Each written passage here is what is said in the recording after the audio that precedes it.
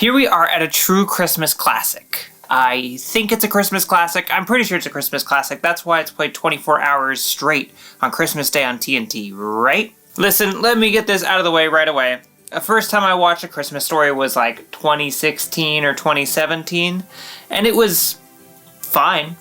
It was fine.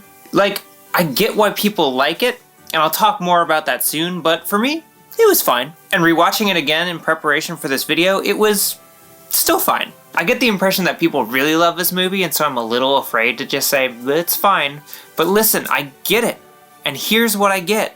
A Christmas Story is based off of a collection of short stories by Gene Shepard, who is the narrator in this movie.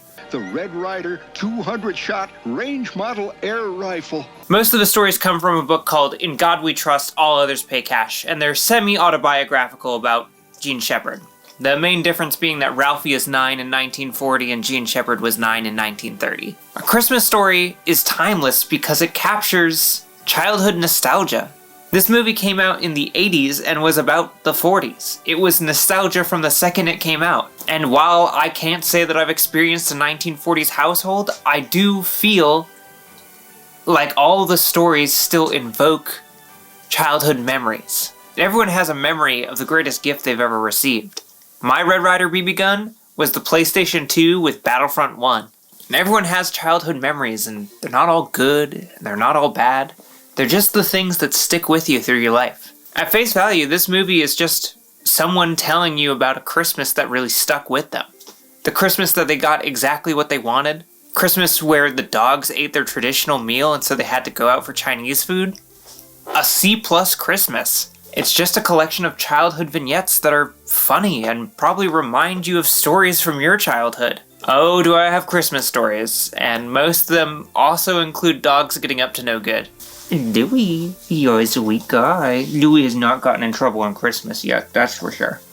Louis has been a perfect angel. There's probably a lot that could be said about the fact that the kid wants a gun for Christmas and everyone tells him that it's dangerous, and then he gets the gun for Christmas and it's dangerous. But I'm trying to make a video a day here, so I'm gonna leave it at guns are bad. Though the through line of this movie is consistent, sitting down to watch this as a movie is a bit of a slog because nothing really happens. These are just short stories that are tied together with the approach of Christmas, and some of them are there. One time, the car broke down, so I had to go help my dad change the tire, but then the nuts fell on the ground, so I cursed. So then my mom put a bar of soap in my mouth and asked me who taught me those words, and even though it was my dad, I lied that it was another kid at school, so my mom called that kid's mom, and then that kid got beat up. And then I went to bed sad, and I thought about how my parents would be really sorry if I was blind one day. Anyways, also I think it was Christmas. Okay, you hear me? Like, as a movie, it's a little boring. But as a TV movie, I don't think there's ever been a stronger entry into that specific medium. This is the perfect movie to be on TV. It has built-in commercial breaks. It doesn't matter if you saw the beginning or stay to finish until the end, because they're all loosely connected short stories, and nothing really happens. Each individual scene is a funny good time, but they don't actually have to connect to the next scene at all. They play this movie for 24 hours straight on Christmas because it's perfect background noise for you to zone in and out of. You can sing along to your favorite parts, and then when there's a lull, you can go off and bake some cookies and come back for your next favorite part. It also makes sense that this is such a classic, and it's inspired a lot of movies like it.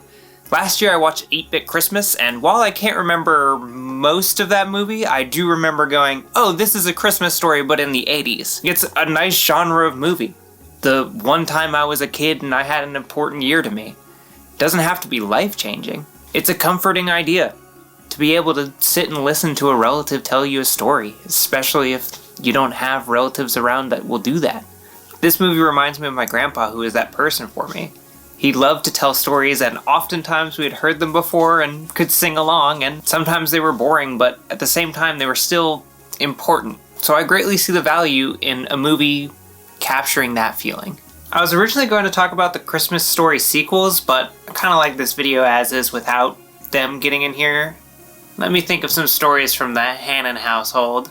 One year my sister got us all chocolates and wrapped them and put them underneath the Christmas tree, and those were the first gifts unwrapped on Christmas morning by our dog, who was fine, but was very farty and made for a very stinky Christmas. Every year my parents hide a pickle ornament on the tree, and whoever finds it gets the bonus present.